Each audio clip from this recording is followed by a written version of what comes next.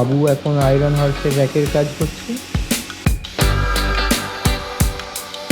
এখন Abu iron হর্সের rack থেকে mounting বারটা কেটে আলাদা করছে, কারণ কিছুটা চেঞ্জ হয়েছে। আগে আমরা আয়রন হর্সের র্যাকে ডোরগুলো কমপ্লিট লাগিয়ে দেবো, তারপরে মাউন্টিং বারটা অ্যাড করে দেবো।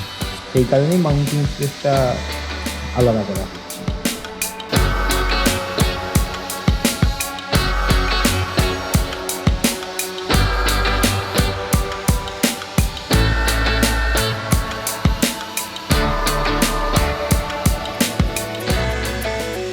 এখন সাইডুলদা একটা মেটাল প্লেট কাটছে।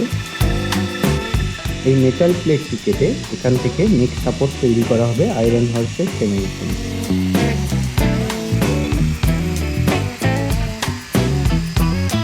এখন সাইডুলদা নেক পোস্টে নেক সাপোর্টটা ফিট করে দিচ্ছে ওয়েল্ডিং করে। এখন আমি আর মুকেশ দা বেরিয়ে গেছি। আয়রন হর্সের ফ্রেমগুলি পাউডার কোটিং করতে দেওয়া হয়েছে, তো আমরা এখন যাচ্ছি পাউডার কোটিংয়ের ওয়ার্কশপে।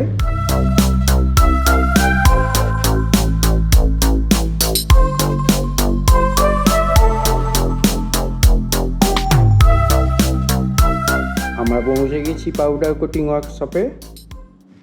এখানে ফ্রেমগুলো দেওয়া আছে আয়রন হর্সের রং করার জন্য।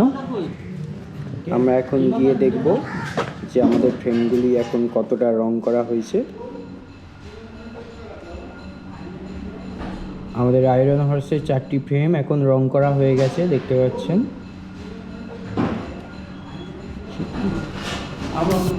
কি অসাধারণ লাগছে রং করার পর। আসুন